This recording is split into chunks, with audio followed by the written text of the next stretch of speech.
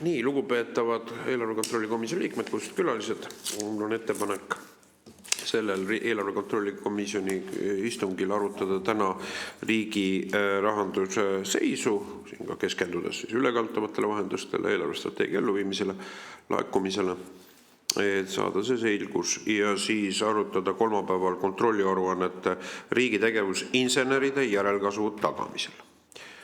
Kui see on vastuvõetav, siis mul oleksin päevakava kinnitatuks. Meil on kohal siis Rahandusministeeriumi tänase päevakorrapunkti aruteluks Rahandusministeeriumi eelarvepoliitika asekantsler Sven Kirsipuu, riigi rahanduse talituse juhataja proua Kadri Klaos ja Rahandusministeeriumi finantstalituse juhataja proua Viola Mäemurd ja talituse nõunik proua Kaisa Rosin. Ja ma annaksingi siis nende mõtte sellelt eelpinnalt, eks ole, rahanduse seisu kohta ja ülekantavate vahendite kohta ja eelarve 25. aasta täitmise kohta siis sõna Rahandusministeeriumi esindajatele ja siis saame küsimusi ja tähelepanekuid esitada. Aga härra Jürgen Ligi on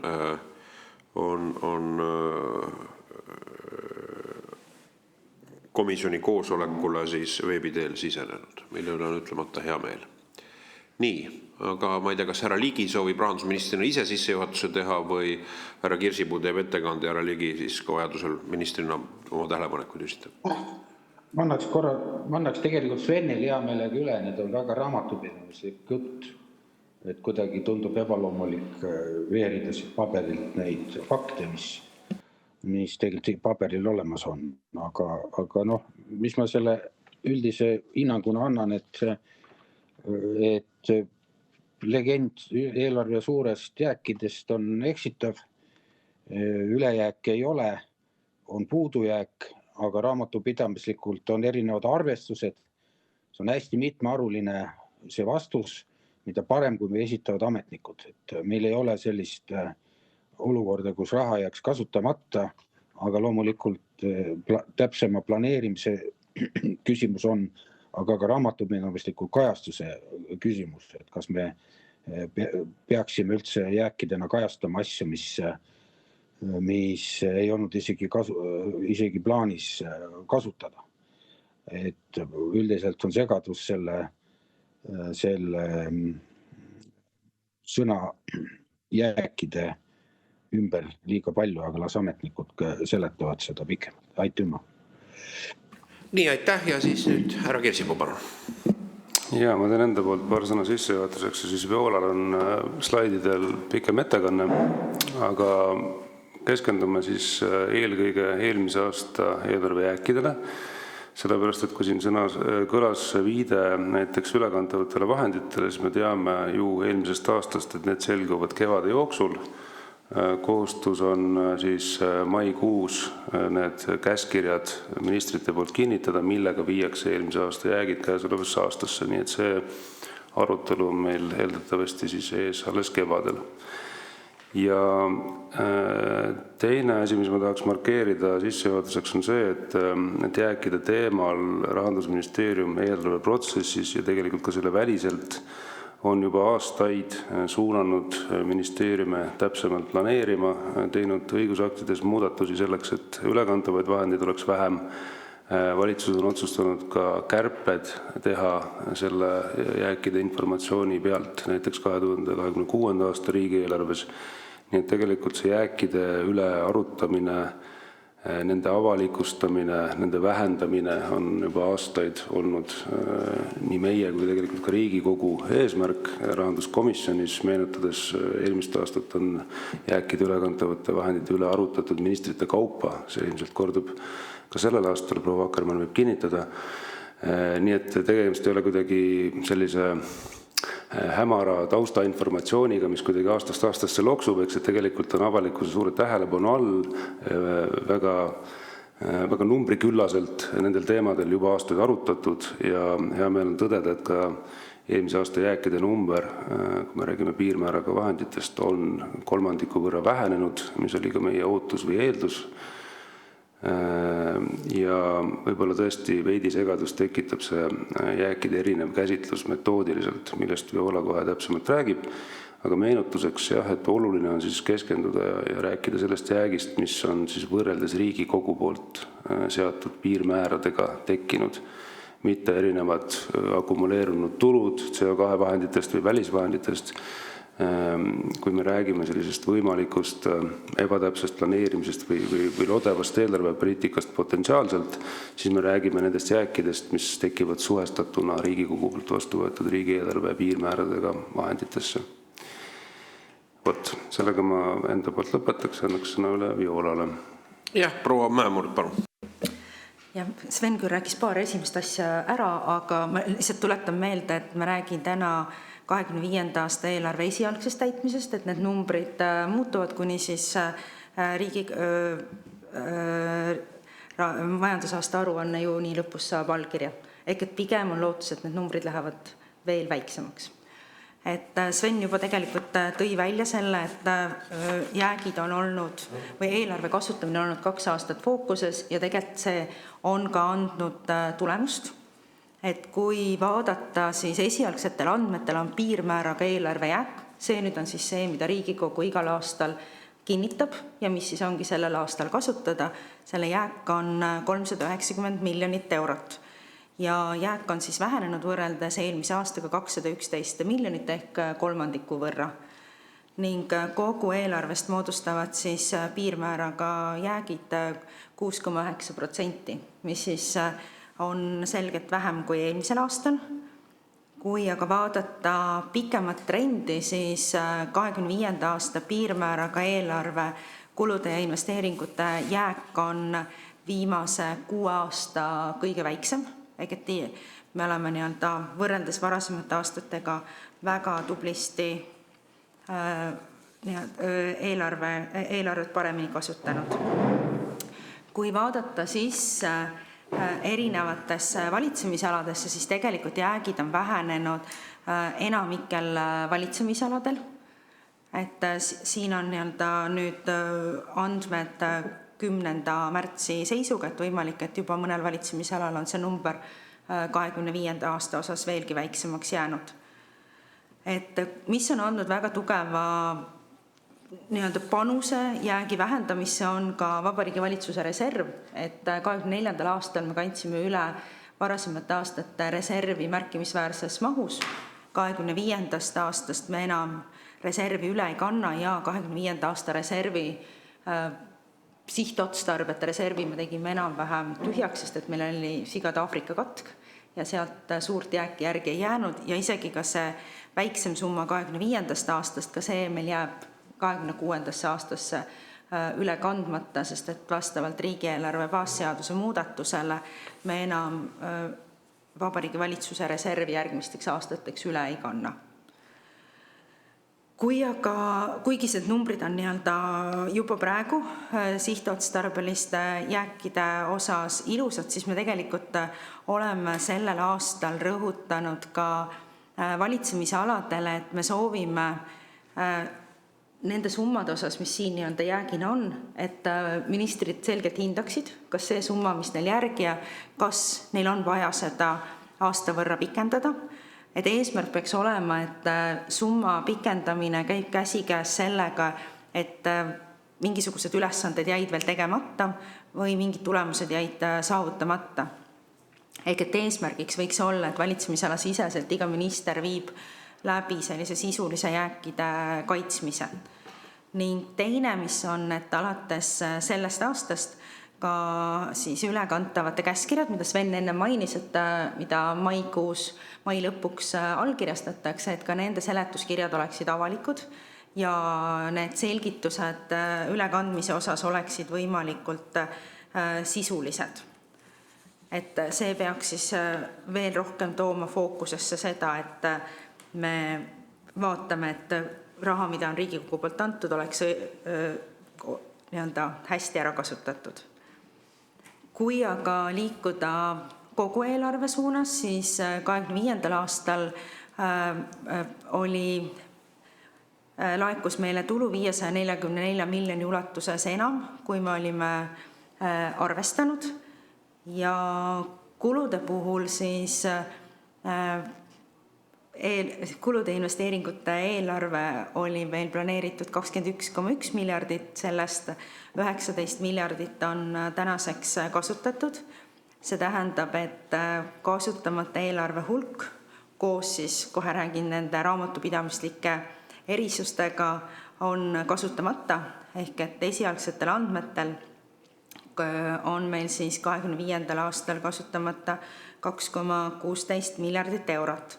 Aga vaatame nüüd nii-öelda sellele sisse, et hoolimata sellest, et me tahaks metoodiliselt sellegi summa väiksemaks saada, siis ka see summa on võrreldes varasemate aastatega vähenenud ja ületanud, nii-öelda siis jõudnud allapoole 10% piiri.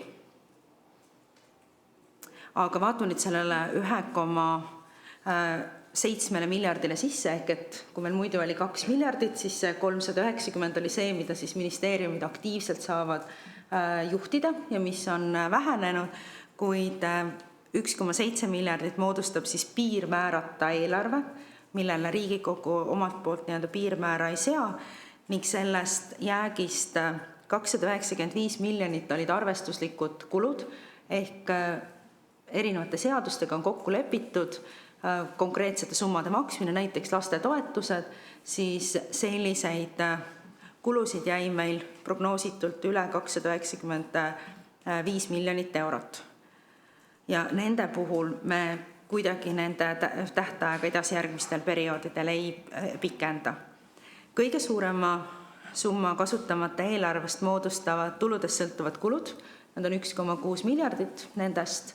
Kohe räägin veel täpsemalt, et mis selle suure summa nii-öelda sisse kuulub. Riigieelarves me planeerime ka edasiantavaid makse. Kuna maksulaekumine oli parem, siis edasiantavaid makse andsime me edasi 191 miljonit eurot rohkem, kui me olime algselt eelarvesse pannud, ehk et see teistpidi siis kasutamata eelarvet praegu vähendab ja amortisatsioon vähendas siis eelarvet veel omakorda 8 miljoni euro võrra, et alates 2026. aastast me enam amortisatsiooni eelarves ei näita. Aga kui vaadata sellesse tuludest sõltuvate kulude osasse sisse, siis peaaegu poole sellest moodustavad välisvahendite avatud limiidid. Kuna välisvahendeid planeeritakse 7-aastases perioodis, siis kui meil on projekt, mis kestab üle mitme aasta, siis valitsemisala avab kogu selle nii-öelda projekti limiidi, kuigi meil võib-olla enamus sellest 3-aastasest projektist läheb kasutamisse järgmisel ja ülejärgmisel aastal. Aga me tehniliselt loeme seda kõike täna lõppenud aasta kasutamata eelarveks. Et see on siis pigem nii-öelda täna metoodiline pool. Ja CO2-ga on samamoodi, et me CO2 puhul iga aasta septembris valitsus otsustab, milliseid CO2 meetmeid kasutada, kuid lõppenud aasta eelarvesse me näitame kogu kasutamata eelarve. Selle, mis on järgmistel aastate nii-öelda projektidena juba välja nii-öelda lubatud, ehk et enamuse 1,6 miljardist on meil tegelikult järgmiste aastate eelarve, mida me oleme otsustanud juba nii-öelda projektide raames ära kasutada, ehk et siin ei ole küsimus sellest, et me otsiks sellele rahale uut kasutusotstarvet. Samamoodi on meil oma tulusid, mis siis on veel kasutamata 50 miljoni hulgas ja kodumaiseid toetusi 63 miljoni ulatuses. Aga selleks, et saada seda pilti paremaks, me tõesti räägiks ainult sellest osast eelarvest, mida siis on kasutada eelmisel aastal, on meie eesmärgiks liikuda sinna suunas, et me aasta jooksul analüüsiks seda metoodikat ja järgmisel aastal võiksime rääkida jääkide puhul ainult nendest jääkidest, mis siis jäid tõesti eelmisel aastal kasutamata. Kui nüüd vaadata kogu sellele eelarvele veel ühe teise nurga alt, siis tööjõu ja majandamiskulud võrreldes eelmise aastaga on kasvanud aasta võrra 8% ehk 211 miljonit, kuid siit saab nüüd teha 2 lahutustehet. Esiteks, kuna 2025. aastal Kaitseministeeriumi tegevuskulud kasvasid, kui Kaitseministeerium maha võtta, siis meie tegevuskulude kasv on vaid 4% ehk 80 miljonit võrreldes 2024. aastaga ning ka tegevuskulude puhul on piirmääraga kulude kasv olnud olulisem ehk et see on siis 4%. Piirmääraga kulude alla läheb, kui välisvahendid on võetud rohkem kasutusele, siis need suurendavad tegevuskulusid, aga põhimõtteliselt sinna vastu me panemegi me tegelikult tahamegi välisvahendeid kiiremini kasutusele võtta. Samuti piirmääraga kulude kasvu on suurendanud kõrgemate riigiametnike palgad, ehk näiteks kohtunike palkade kasvud on siin selle numbri sees. Kui aga teha lahutustehe, et jätta tegevuskulude kasvust välja Kaitseministeerium, kes oligi eeldus, et ta kasvab, ja vaadata ainult piirmääraga kulusid, siis tegelikult on kulud kasvanud 2% ehk 2,6 miljonit eurot. Samas 2025. aastal otsustati täiendavalt eraldada 178 miljonit eurot, sellest enam kui poole moodustavad laia riigikaitsekulud, mis siis toetasid kaitsekulusid. Ehk et kui nüüd see täiendavad otsused maha võtta, et siis põhimõtteliselt on tegevuskulud vähenenud 151 miljonit eurot. Et me vaatasime korraga siis seda, et kuna protsendikärpe aluseks olid meil tööjõukulud, majandamiskulud ja toetused ilma liikmemaksudeta, siis kui vaadata seda summat, siis jättes välja Kaitseministeeriumi ja võttes endiselt jälle aluseks piirmääraga kulud, sest et need olid ka protsendikärpe alused, siis kokkuvõttes summad vähenesid, siis tegevuskulud vähenesid 2% võrreldes aastaga 2024. Ja ma oma selle esitluse lõpetan sellega, et riigieelarve täitmise juhtimislaual on siis avaldatud erinevad riigieelarve täitmise vaated ka detailselt ja võrreldes siis võib-olla rahvusvaheliselt siis nii detailis avaldamine on pigem maailma arenenud riikide mõttes unikaalne, mitte selline laialt levinud trend. Aga minu poolt nüüd kõik. Aitäh teile! Nii, aitäh. Kas proua Klaas soovib ka oma poolt lisada või täiendada?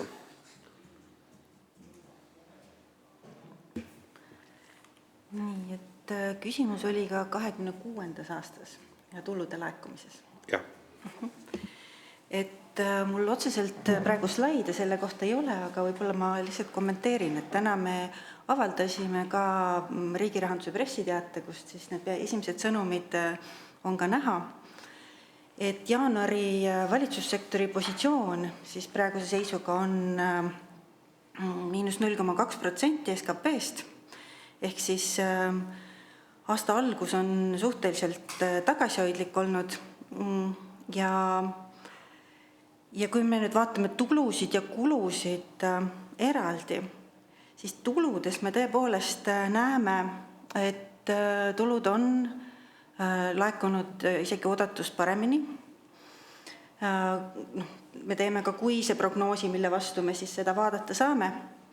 Ja kus me näeme paremat laekumist on esiteks tööjõumaksud,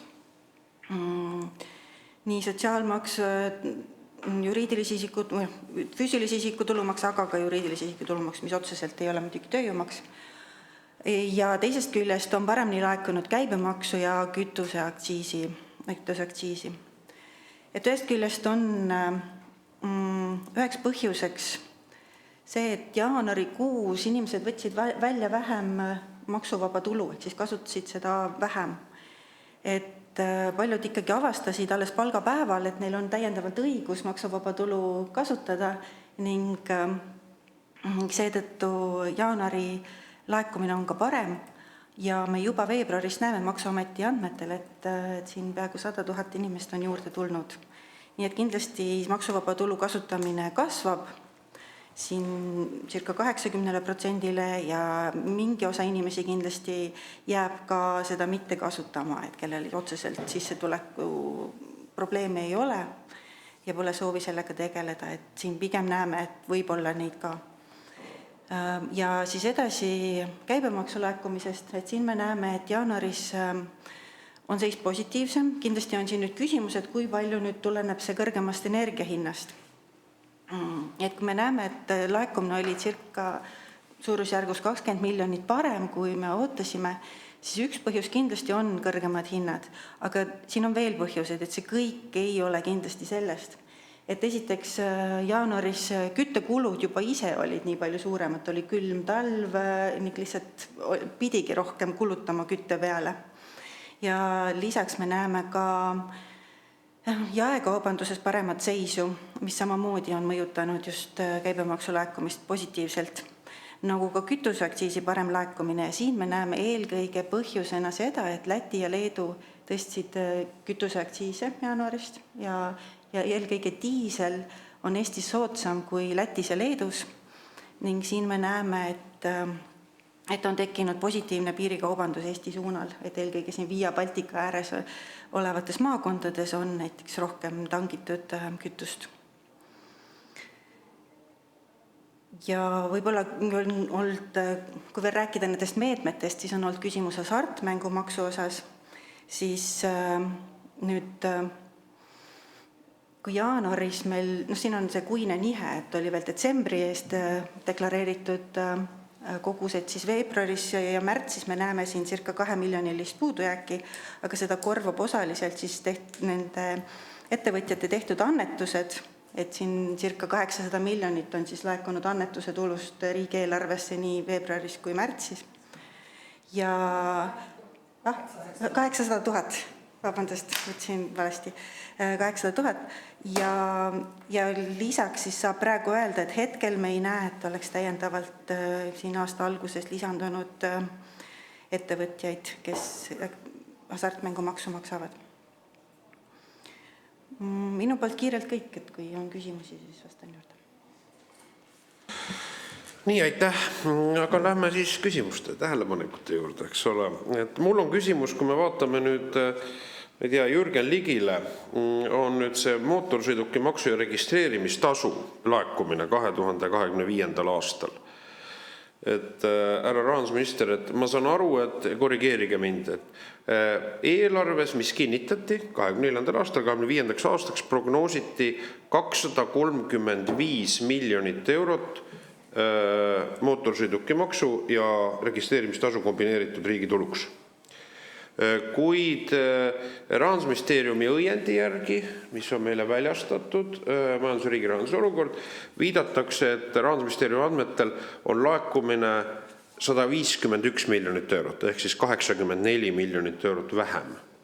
Millest see tuleneb, härra rahandusminister, ja kuidas, kui me kõneleme ka riigieelarve strateegia väljavaadetest, kus minu mälu järgi see aegrida mootorsõiduki maksu ja registreerimistasu kombineeritud laekumise kohta oli tegelikult konstantne. Et kuidas see peegeldab riigieelarve strateegia seisu? Miks siis tegelikult laekus 80 miljonit vähem 25. aastal ja mida tegelikkuses siis see tähendab riigieelarve strateegia vaates?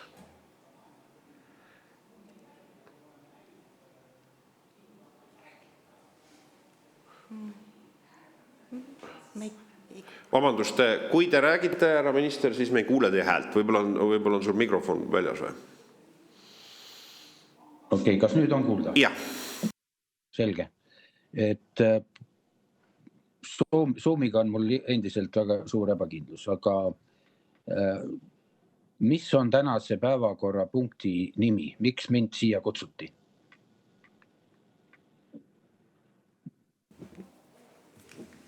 Saad vastata? Anda aru rahandusküsimuste kohta oma valitsemisala piires ja meil puudutab tegelikult 20, kui meie päevakord oli, kui rahu, on 25. aasta ülekantavad vahendid, 26. aasta riigieelarve tulude laekumine ning eelarvestrateegia 26–29 elluviimine. Küsimus selle kohta maksude laekumine ja rahandusministri enda allkirjaga esitatud riigieelarve strateegia täitmine on küsimus, mis kuulub rahandusministri pädevusse. Kui ei soovi või ole võimalik vastata poliitilistel või kompetentsi küsimustel, siis selle aust ülestunnistus kergendab süüd. Kergendab karistust. Ei, ma siiski aus ülestunnistus on see sulle, et sa tahad mult raamatupidamislikke andmeid ja ma ei tahaks komisjoni ees sahistada paberitega.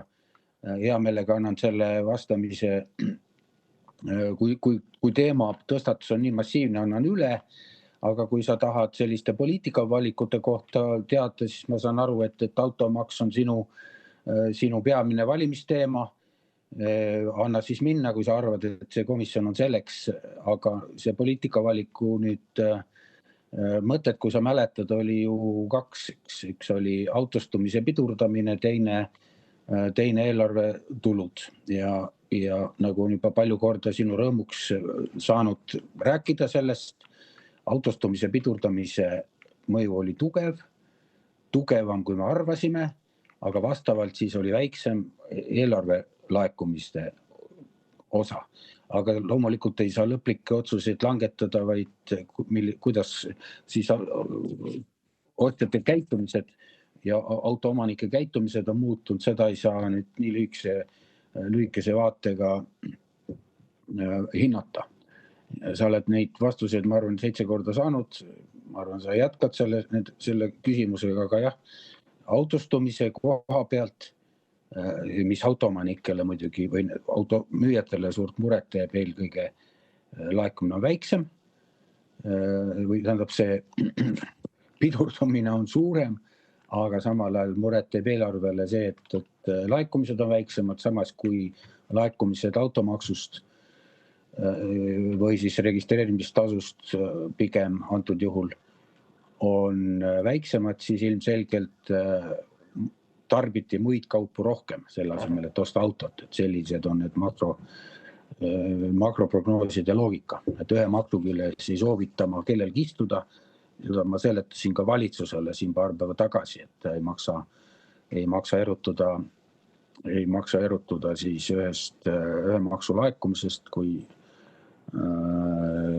arvata, et kuskilt me saame eelarve lisatulu. See puudutas nüüd kütust küll, aga siiski vaid, et need on omavahel seotud asjad ja prognoos tehakse eelarve tervikuna. Aitäh.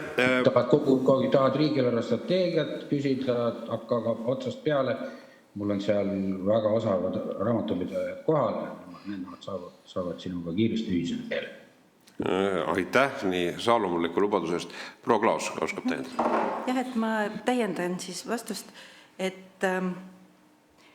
kui oli viimased riigieelarve läbirääkimised, siis otsustati täiendavalt siin soodustusi peredele, suurematele autodele, et selle tõttu juba ju vaadati prognoosi üle siin viimase RES-i koostamise käigus, et kindlasti see algne number ei ole see, mis on viimase hinnanguna arvesse võetud.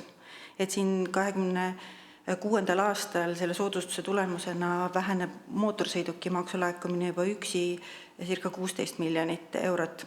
Ja sellega on juba ka RES-is arvestatud. Ja sügisel juba vähendati ka registreerimistasu prognoosi, mis siis on küll ka läbivalt siin aastatesse pandud ja kui vaadata ainult registreerimistasu, siis seal tõepoolest eelmisel aastal ikkagi laekus vähem, kui siis viimane prognoos oli. Siin lõplik laekumine aastal 2025 oli siis suurusjärgus 64 miljonit eurot ning käesoleval aastal me kindlasti arvame, et see veidikene kasvab, sest et eelmisel aastal esimesed kuud olid lihtsalt nii madala tasemega, et praegu, kui me vaatame jaanuari, siis siin on laekunud ikkagi sarnasel tasemel kui eelmise aasta detsembris, siin suurusjärgus 5 miljonit eurot kuus. Ja kindlasti me hetkel prognoosime, et sarnane dünaamika siin jätkub kuude lõikes. Nii et kokkuvõttes me siiski kindlasti nüüd kevadprognoosi koostamise käigus vaatame selle prognoosi üle ja kui siis täiendavalt mõju eelarvele saame saab tulla prognoosist just registreerimistasu väikesest korrektuurist allapoole, aga siin me pigem räägime suurusjärgust 10 miljonit eurot, sest lihtsalt juba varasemalt on nii palju muudatusi ja sisse toodud ja mootorsõidukimaksu osas tegelikult on laekumine olnud prognoosikohane ja pigem isegi üle selle, et siin tõepoolest probleemi ei ole. Aitäh. Mul on küsimus veel, proua Klaas, et kui vaadata, et registreerimistasu on üles ehitatud astmelisel põhimõttel, nagu ma aru saan, et registreerimistasu määrad erinevate komponentidega seal muutuvad 2028. aastast ja 2031. aastast. Et kas riigieelarve strateegia 26–29 peegeldab ka, ütleme siis, selles prognoosis registreerimistasu kasvu? Praegusel hetkel seda selliselt ei ole võetud, sest et siin on mis tuleb pilti juurde, mida esimesel aastal kindlasti veel sellises mahus ei olnud, on registreerimistasu tagastuste pool, et kui siis auto müüakse näiteks riigist välja, siis põhimõtteliselt saadakse ju registreerimistasuga tagasi, et siin tulevad täiendavad nüansid, mis seda hakkavad põhjustama ja teine, miks me ei ole sellist kasvu teinud, prognoosi sisse toonud, on see, et kui me juba esimesel aastal näeme, et tegelikult ikkagi mingil määral on olnud tarbija käitumist näha ja eelistatakse väiksema heitega autosid, siin elektriautosid, hübriide eelkõige, siis nende registreerimistasu määr hakkab ka allapoole tulema. Et ühesõnaga määr küll tõuseb üles, aga kuna autosid või ikkagi otsitakse soodsama registreerimistasuga autosid, siis lihtsalt teistpidi see ühe auto kohta kehtiv siis see maksu osa, registreerimistasu osa, et see jällegi võib tulla allapoole. Et siin on täiendavad käitumislikud efektid, ühesõnaga pikaajaliselt pildis, mida me nii täpselt ei oska prognoosida, seetõttu on pigem prognoos olnud sarnane aastate lõikes. Aga mul on küsimus, proua Klaas, et kas seda on ka ministeerium vaadanud, et siin ka Amtel, automüüjate liit on toodud ära, et 500 miljardit eurot on automüügiturg eelmisel aastal kahanenud. Siin on ka ära toodud selles majandus- ja rahandusülevaates Rahandusministeeriumi poolt, et see oli turu või tarbimise kukkumine oli. Ja sealt on tegelikult ligi 120 miljonit eurot käibemaksu vähem laekunud. Et kui selle maksu eesmärk oli rahanduspoliitiline, maksupoliitiline, riigi tulud, siis tegelikkuses tundub, et kui seda käibemaksu laekus sellises suurusjärgus, et kas see väide peab paika, et kas Rahandusministeerium on analüüsinud, palju seda laekus siis vähem seoses tarbimise vähenemisega, võrreldes prognoosi aluseks olevale auto ostmisele, et kas siis tegelikkuses tuleb välja, et oli suurusjärgus kuluneutraalne või? Maks pandi peale, sektor tõmbus külg kinni ja käibemaksu tulu laekus. Kas mind on nüüd kuulda? On. Ja ma tegelikult ju vastasin sellele küsimusele. Ma tegelikult vastasin, et ära piina vaesed ametnikke, sellel poliitikal oli 2 eesmärki ja mina ei ole siin automüüjate esindaja, vaid riigi esindaja. Riigil oli 2 eesmärki. Üks on autostumise pidurdamine, proua Klaas ka kirjeldas, et autod on ka muutunud ökonoomsemaks, need, mis on soetatud, et see statistiline tulemus igatahes on saavutatud, tõenäoliselt see on seos ka põhjuslik. Ja teiseks on, ma seletasin ka seda, et käibemaksuprognoos tehakse makroalusel, et kui pered ei osta uut või siis kallimat autot, siis nad ostavad midagi muud. Et see ei ole niimoodi, et auto osturaha oli kapis ja siis sinna ta jäi. Ei ole niimoodi. Et rauldu selle jutuga ja ära küsi üle ametnikult suunavalt, justkui oleks olnud jutt ainult maksuprognoosist. Aitäh! Nii, et proua Klaas, et ma täpsustan üle, et riigieelarve strateegia kokkupanemisel arvestati konstantse selle mootorsõiduki maksu ja registreerimistasu laekumisega, seal neid erinevusi, mida 28. ja 31. aasta registreerimistasu hüppelised tõusud kaasa toovad, sellega arvestatud ei ole, kuna see sõltub palju tarbija käitumisest, mida on raske prognoosida. No, ma siiski kordan üle. Nii. Eelarves prognoositi käibemaksu, mitte autokäibemaksu. Niimoodi tehakse nüüd prognoose. Et tõusudega Ja loomulikult vaadatakse ka komponente, aga see, mis eelarvet mõjutab, on käibemaksu laekumine. Üldine tarbimise, eelkõige eratarbimine, aga ka riigi tarbimine. ja et igal juhul tõusudega on arvestatud ja lihtsalt neid on arvestatud ka prognoosis ja see tulemus ongi selline praegu olnud.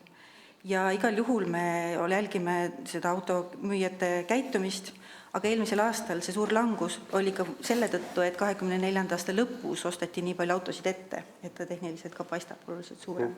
Aga kui te ütlete, et siiski tõusudega on arvestatud, et see riigile strateegias mootorsõidukimaksu ja registreerimistasu laekumine ei ole mitte 4 aasta puhul konstantne rida, igal aastal sama number, vaid ta on siis muutuv, arvestades ka selle ühe tasu tõusu, mis siis peaks ka eeldatavasti tooma kaasa puhtmehaaniliselt registreerimistasu suurema laekumise, mida võib-olla tasakaalustab see ära teie poolt viidatud see välismaale müüvate tagasi, aga et milline see tarbija käitumisega koos ja registreerimistasu kasvuga, on teil see ülevaade ka, milline see aastate lõikes siis on? Et see põhimõtteliselt ongi ikka sinna sisse arvestatud suurusjärgu mõttes, aga kindlasti me täpsustame neid prognoose, sest meil ei ole ka sellist ajalugu ees, et seda kõike siin nii tehniliselt detailselt välja tuua. Aga igal juhul suurusjärk on nii, et arvestame tõusudega ja teisest küljest ökonoomsemate autode turule tulekuga. Kui ma tohiksin paluda, et ma saan aru, ma ei tahagi siin improviseerivalt küsida numbreid, kus on palju dokumente, et kui saab äkki teha riigieelarve strateegia aluseks, kuna kui mootorsõidukimaksu seadus jõustus, registreerimistasu reegel ka, mis oli see liiklusseadus, mis seadus oli, et siis tegelikult, et mis see oli 26. kuni 29. aasta riigieelarve strateegia aluseks aastate lõikes? Et nüüd kevadprognoosi käigus me kindlasti vaatame üle ja siis saame neid numbreid täpsustada. Aitäh teile. Ja mul on küsimus, härra Ligi, nüüd sellele, et täpsustada üle valitsuse otsus, mis puudutab, ma saan aru, kõigi energiakandjad, siiks on seatud 1. maist kõigi energiakandjate planeeritud maksutõusu, see on siis püsiv ärajätmine. Et kui suur on siis härra rahandusminister teie arvestuse järgi see siis riigieelarve tulu vähenemine, mis sellest tekib, siis üks on aja jooksul 1. mai kuni aasta lõpuni, eks ta siis on ka proportsionaalselt eeldatavasti suurem täisaastal. Vabandust, mikrofon on kinni. Kas nüüd on lahti? Püsivast ära jätmisest me ei ole rääkinud. Vabandust, aga mis see tähendab siis, et me ei tee pikaks ette valimiste taha, ei tee mingisuguseid maksude külmutamisi, mida järgmine valitsus ei pruugi tahta. Järgmine valitsus oleme ka meie, aga formaalselt me peame jätta muljet, et äkki valimised muudavad. See oli nali. Ei, ma arvan, et ma olen päris kindel, et siin et teie veendumus on, et ei pruugi muuta, aga kuigi poliitika seda ei peegelda, aga küsimus on selles, et ma täpsustan üle, et meil on ette nähtud 1. mai 2026 on aktsiisitõus, protsendi osadega vastavalt elektrile, seal diislile, eks ole, gaasile, bensiinile, et valitsuse kavatsus on siis 1. maist see maksutõus ära jätta. Ja mis tähendab mitte püsivalt ära jätta, et kas see on siis tähtajaline, et see aktsiis peaks jõustuma? Sa paned valitsusele sõnu suhu, et kui sa küsimusse paned sõna, et püsiv ära jätmine, et sa saad niimoodi aru, et mitte kusagil... Mitte tähtajatu, ma mõtlesin seda, mitte tähtajatu, ütleme. Jah, okei. Et eelnõu ettevalmistamine või eelnõu tegemine on antud meile ülesandeks ja valitsus siis seda arutab. Mõningaid lahtisi otsi on selle põhimõttelise otsuse juures veel vaja kokku sõlmida. Et ma ei annaks seda uudist välja, mis me lõpuks otsustame, ma ei hakka ka kirjeldama neid sõnavõtte seal koha peal. Mul on omal arvamus, aga uudiseks ma tahan praegu teha, et milline see eelnõu täpselt tuleb. Valitsus ei ole seda veel otsustanud. Põhimõttelise otsuse, et 1. maist aktsiisid ei tõuse, on valitsus teinud, aga millise eelnõuna see vormistub, see on lõplikult tegemata, otsustamata. Siis see tähendab tegelikult seda, et ma täpsustan üle, et milline on selle eelarve mõju siis sellel, et 1. maist ei tõuse aktsiisid, mis on selle eelarve mõju siis ütleme selle käesoleva eelarveaasta lõikes ja täisaasta lõikes? Täisaasta saab, ma eeldan, on lihtsalt puhtalt korrutis siis, eks ole? Jah. Ma natukene kõhklen, et 40 miljonit, kas on aasta või on alles jäänud aasta, et Klaus äkki oskab täiendada? Jah, täpsustage see üle. Et see esialgne hinnang on suurusjärgus 40 miljonit sellel aastal on see mõju, et siis laieneb järgmiseks aastaks ka. Ja et see nüüd täpsustub kevadprognoosi tulemusel ja nende eelnõu detailide täpsustumisel, et see on praegu selline esialgne kiirhinnang, mida me praegu vaatame üle. Ja ma täpsustan üle, et aktsiisiseaduses praegu, kuna meil on viimastel aastal on see redelina olnud, eks ole, 1. mai aktsiisitõusud, kas see redel on ette nähtud ka omakorda kuupäevaliselt 27. aasta edaspidi või seda redelit niimoodi kehtestatud ei ole, et redeli puhul tuleks siis 27. aastal langetada eraldi otsus? Jah, et seda ma juba vastasin. Et põhimõtteline otsus on, et 1. maist aktsiisid ei tõuse, milline saab olema täpselt eelnõu, seda pole veel arutanud valitsus lõplikult ega ammugi Riigikogu. Kehtivas õiguses on praegu kirjas nii, et aktsiisid tõusevad nagu nad on platoo põhiselt siis 1. mai 26 ja valitsus deklareerib praegu poliitilise tahtena, et ei tõuse 26, küll aga on kehtivas seaduses kirjas, et tõusevad 1. mai 27, aga mida sellega tehakse, seda härra Ligi viitab, valitsus ja Rahandusministeerium arutavad. On nii mul korrektselt formuleeritud? No see on päris hästi sinu kohta päris hästi sõnastatud. Eks ma katsun sult õppida. Aga ja mu küsimus on, et kui me selle 40 miljonit võtame, et kas see on kuidagi, kas see siis Klaus, kas praegu ministeerium on analüüsinud, et kui see 40 miljonit jääb, kas see siis sellisel kujul eelarve defitsiiti suurendab või te eeldate, et see tasakaalustab siis ära suurema praegu, kes see teab, millised need kütusehinnad on, eks ole, aga et siis suurema aktsiisi laekumisega ja ka käibemaksu laekumisega, jah? Või aktsiis on mahupõhine, jah, käibemaks on ainult on? Et meie seisukoht on, et eelarve mõju on siiski negatiivne ja suurendab puudujääki. Et käibemaksu osas võib ajutiselt tekkida positiivset eelarve mõju, aga pikemas perspektiivis kõrgem nafta hind, kui see nüüd laieneb, siis see suurendab riigi kulusid, suurendab inflatsiooni, et ta suurendab puudujääki teistest valdkondadest, et selles mõttes on see käibemaksu arvestamine oluliselt laiem kui ainult aktsiisi ja kütuse hinna vaatamine. Jah, et erinevalt sellest automaksust, mis on üks suur pereost ju, mis mõjutab oluliselt pereeelarvet, aktsiisi siis muudatuse puhul ma ei rõhutaks seda, et ju siis ostetakse muud asja rohkem, sest et pere kohta on tegelikult need summad suhteliselt tagasihoidlikud. Aga sellise sõnumina, et koos üldise ebakindlusega tõuseb ka aktsiis, see oleks väga halb. Ja peale selle, et kui on kriis, siis vaadatakse neid, ja praegu on ju kontekstis kriis, rahvusvaheline, ütleme siis kütuse pakkumise kriis, siis vaadatakse ikkagi neid prognoose allapoole.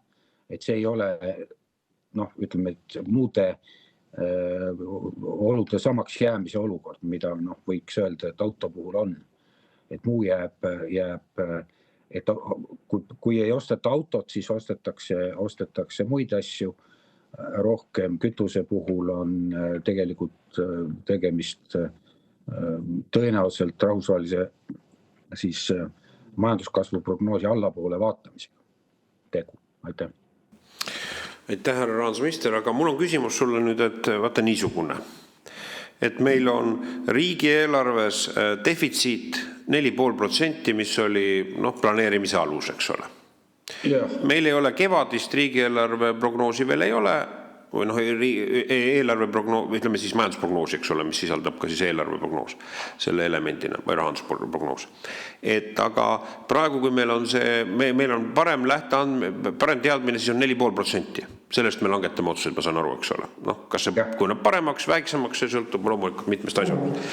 Ja nüüd, kui me korrespondeeruvalt ei tee negatiivset eelarvet, et ütleme ka nende kulude vähendamiseks, mis tekib, kui palju see miinus on, ma saan aru, see miinus on mitu erinevat mõjukomponenti, osad tasandavad eelarve laekumisi, osad vähendavad jälle omakorda seoses sellega, et riik on ka kütusetarbija, eks ole, ja peab need vahendid leidma.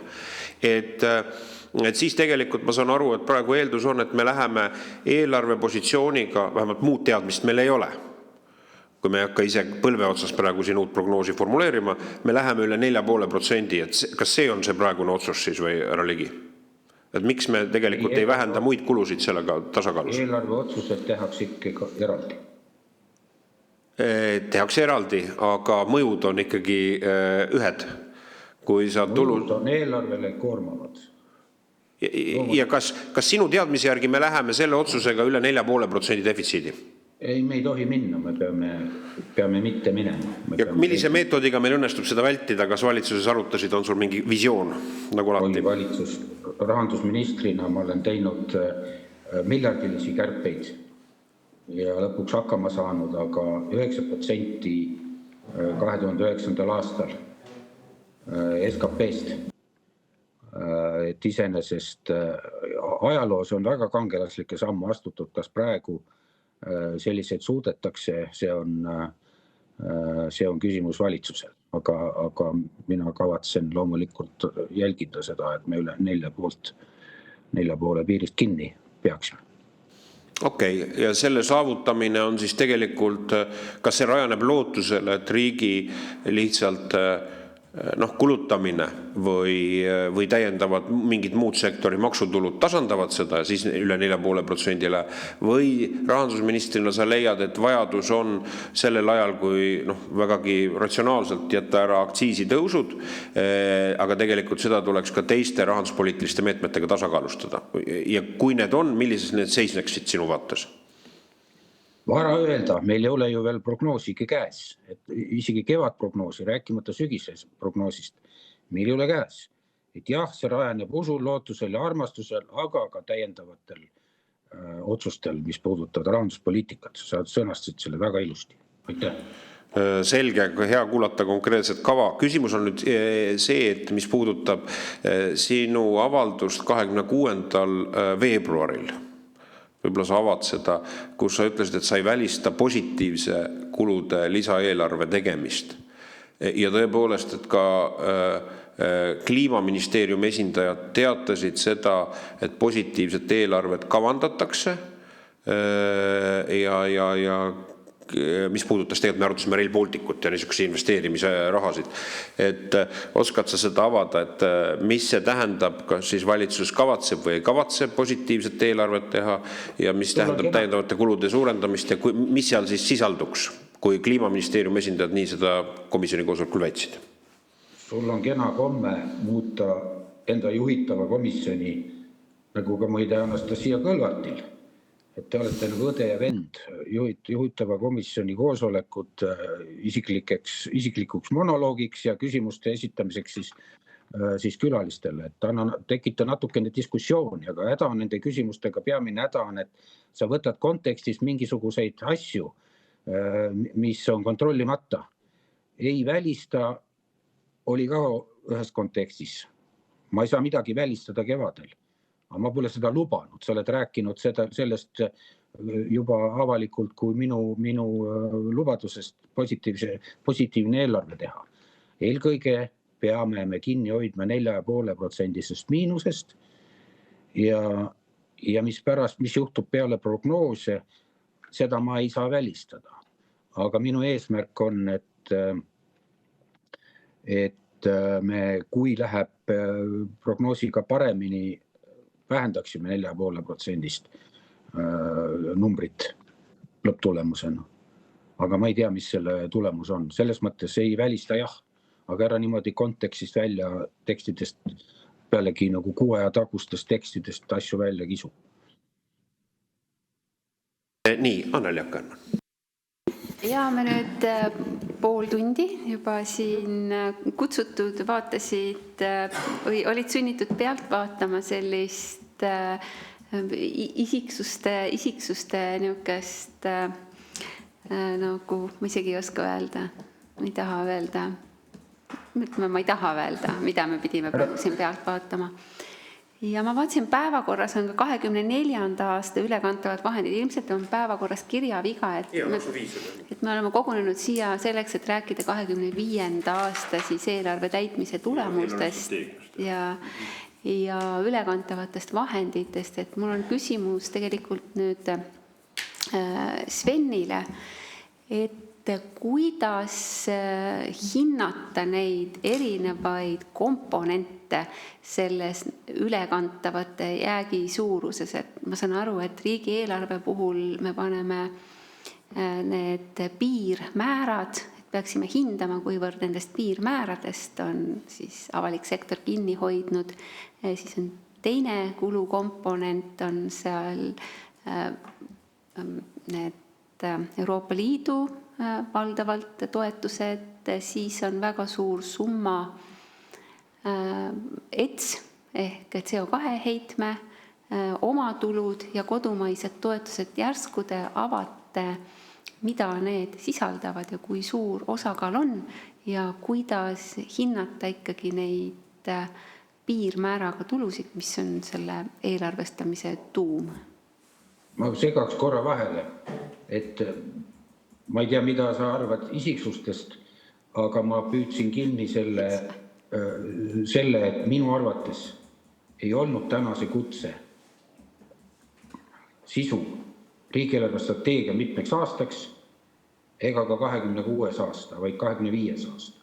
Et ma ei tea, kas see oli ebatäpselt ette öeldud, aga tervest maast ja ilmast muidugi ei saa ühe koosoleku jooksul rääkida. Et mis see, kui täpsustaks seda küsimust, siis ma korra küsisin seda. Kas mind kutsuti rääkima 25. aastast ja üleminevatest ja summadest ja jääkidest või kõigest korraga, eriti automaksust muidugi? Mis selle koosoleku pealkiri on või teema on? Anneli ütles, et on... Härra Ligi, ma loen teile ette. Teeme nii. Meie päevakord, mida me kinnitasime, ma ei tea, 6 minutit tagasi, on 25. aasta ülekantavad vahendid, 26. aasta riigieelarve tulude laekumine täitmine ning riigieelarve strateegia 26–29 elluviimine, mis põhimõtteliselt laias laastus... Mis kutseteema oli? Kas te kinnitasite laiema päevakorra? Ma arvan, et see päevakord, mis saadeti kutsena, ongi tegelikult see tekst, et siin oligi kogu tekst. Aga miks siis peljata ka nende teemade arutelu? Ma ei näe siin üldse hirmu või muret. See jutt valgub laiali ja eelkõige sinu monoloogides valgub ta laiali. Et sel juhul, kui sul on küsimused ja vastused, siis tekita või nagu konkreetne teema, et siis oleks parem meie isiksuste, ma ei tea, mis asi, nagu Anneli väljendas väga elegantselt, meie isiksuste vaheline, mis asi oleks võib-olla natukene ratsionaalsem. Aga tervet maailma jah, siin ühe koosoleku sisse me lihtsalt ei suuda paigutada. Aga hea küll, ma annan nüüd sõna üle. Ma sain teada, et see asi on nii ja naa. Ja, Sven. Nii, jaa. Nagu Viola slaidil näha oli, siis tõepoolest see 2 miljardit või 2,1 miljardit kasutamata vahendid jaguneb mitmeks tükiks. Ja meie vaatest on oluline siis keskenduda sellele 390 miljoni suurusele piirmääraga vahenditega jäägile, mis siis illustreerib seda, kui palju Riigikogu poolt ette antud eelarvest kasutamata jäi ühel või teisel aastal. Ja see teine pool sellest 2 miljardist ehk suurem osa tegelikult võiks öelda on veidi eksitav, sellepärast et see sisaldab näiteks CO2 tulusid, mis on aastate jooksul kogunenud ja kirjeldab kogu seda tulu, mida ei ole veel ära kasutatud jäägina. Aga tegelikult on seda plaanis kasutada järgmistel aastatel vastavalt riigieelarve strateegias ette nähtud kuluplaanile. Nii et ta ei ole mitte jääk eelmisel aastal, vaid ta tegelikult peaks suhestama järgmiste aastate ja ka eelmise aasta tegelikku plaani. Ja seetõttu me planeerime ka metoodilisi muudatusi järgmistel aastatel, et seda segadust oleks vähem nende numbrite ümber ja me räägiksime olulisest selle juures. Ja kui tagasi tulla selle suurusjärgu või põhisõnumi juurde, siis me oleme oma piirmääraga vahendite jäägis seal 6% kandis, mis on rahvusvaheliste standardite järgi hea tulemus. Alla 10 võiksid need jäägid olla, sest kõik saavad aru, et jäägid ei ole kuidagi halvad, kui nad on mõistlikus piires. Probleem tekib siis, kui nad on kasvavad ja liiga suured. Ja üle 10% jäägid peetakse liiga suureks. Nüüd me oleme alla 10%, jäägid on drastiliselt vähenenud, ilmselt vähenevad ka järgmistel aastatel, sellepärast et eelarve kasvud on väikesed, et mitte öelda, meil on mitmekordsed kärped eelarves, meil on jääke kärbitud, meil on baaseelarveid kärbitud korduvalt ja see kõik omab mõju ka jääkidele, sellepärast et kui kuskil on midagi ebatäpselt planeeritud ja seda soovitakse kasutada muuks otstarbeks, siis mõistlikkuse planeeritakse ümber Riigikogus, nii nagu standardid ette näevad, aga kindlasti ei saa välistada, et näiteks kui me võtame personalikulude jäägi, mis igas asutuses on, et keegi ei planeeri ju euro täpsusega aasta lõpuks ära kulutada nii-öelda siis etteantud eelarvet, et igaks juhuks reservid ja puhvrid on, kui peaks midagi juhtuma, ja seetõttu ei lõika seda ka keegi aasta lõpus ära asutustelt, vaid see kantakse järgmisse aastatesse, et selline paindlikkuse puhver on igati mõistlik. Ja küsimus veel kord on selles suurusjärgus, kui suured need jäägid on. Ehk siis me oleme jõudnud mitmeaastasele tulemusena sellist siis mõistlikumate jääkideni ja seal sees kindlasti on ka veel neid küsimusi, mida Viola sõnastaseks, et kas iga jäägi peab ilmtingimata üle kandma, kas iga jäägi üle võiks arutada laiemalt, kus ja milleks seda kasutada. Aga siin tuleb ka aru saada, et ei Riigikogu ega ka Rahandusministeerium tegelikult ei lähe mikromanageerima iga asutuse eelarvet, et see oleks ebamõistlik, et siis ei oleks nende asutuste juhte vaja. Küll aga peavad kehtima standardid, peab toimuma järelevalve, peab toimuma arutelu selle üle, kui suured need jäägid on, mis nendega tehakse, mis eesmärki need täidavad või mis jäi tegemata, on ka oluline aspekt. Nii, aitäh. Ma küsin nüüd härra Kirsi poolt, et meil on jäänud siis nendeks kasutamata kogu mahus sellest kogu kulumandaadist, mis oli ette nähtud, ma saan aru, eks ole, 21 miljardit on kasutati ära 19 miljardit, siis üle 2 miljardi euro jäi siis nii-öelda realiseerimata, kasutamata 2025. aastal. Ja nüüd ma vaatan, et seda, mida toob Riigikontroll välja, tõsi küll, viitena 24 versus 25, siis kasutamata jäänud vahendite kohta, aga aruanne on koostatud 25. aasta sügisel, mis tegelikult tähendaski reaalajas siis täitmist, mis leidis aset, eks ole, 25. aastal, ametnikud vastasid ja selle pinnalt Riigikontroll jõudis seisukohale, et pole ühtseid andmeid, mis võimaldaks hinnata, kui suur on erinevate kohustustega broneeritud ja väljamaksmist või raamatupidamisega kulu tekkimist järgmisel aastal raha. Et kui suur sellise raha osakaal on, ei ole võimalik hinnata Rahandusministeeriumil. Kas see olukord on ka, see oli nüüd rajanes tegelikult 24. aasta raha hindamisel 25. aasta mõttes, Riigikontrolli mõttes, aga kas see olukord on ka praegu, et tegelikult neid andmeid meil ei ole ühiseid? Ei, sellist keskset andmebaasi ei ole, kus me tõesti rida-realt ajame iga lepingu järge ja hindame, et kas need kohustus on võetud juriidiliselt või ei ole.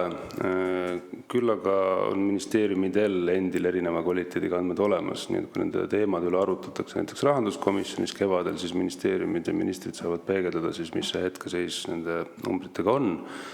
Ja me kindlasti kaalume seda, et ühtne metoodika ja andmebaas luua perspektiivis, mis on päris suur tegemine, Aga me ei välista seda, et me selleni jõuame mingi, et täna seda kindlasti ei ole keskset. See ei tähenda seda, et seda infot üldse ei ole asutustel, aga nagu ma ütlesin, see on ebaühtlase kvaliteediga ja ka see metoodika on vaieldav, et mis asi on kohustus ja mis asi ei ole.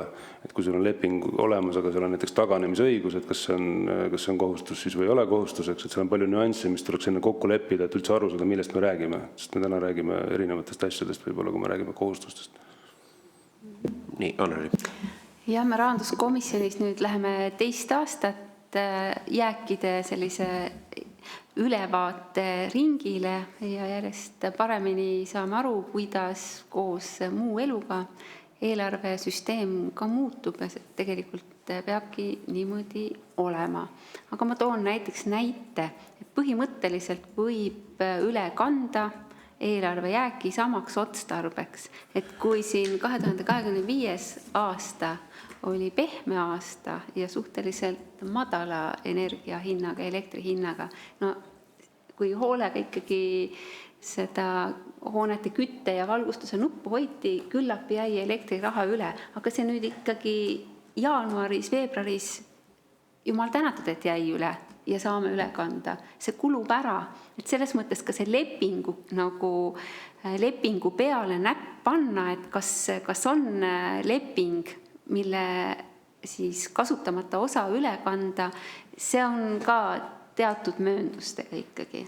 Et kui on ehitusleping, et projekt või hoone ei saanud valmis või ükskõik mis seade, siis sa saad nagu näppu peale panna, et hankeleping ei lõppenud, kanname üle järgmisesse, aga näiteks need samad energiakulud. Järgmisel aastal ma kujutan ette, et PPA, kes kasutab ja Päästeamet, kes kasutavad palju kütust, kohe kindlasti neil on kütuse majanduskulu ehk tegevuskulu tublisti suurem kui eelmisel aastal.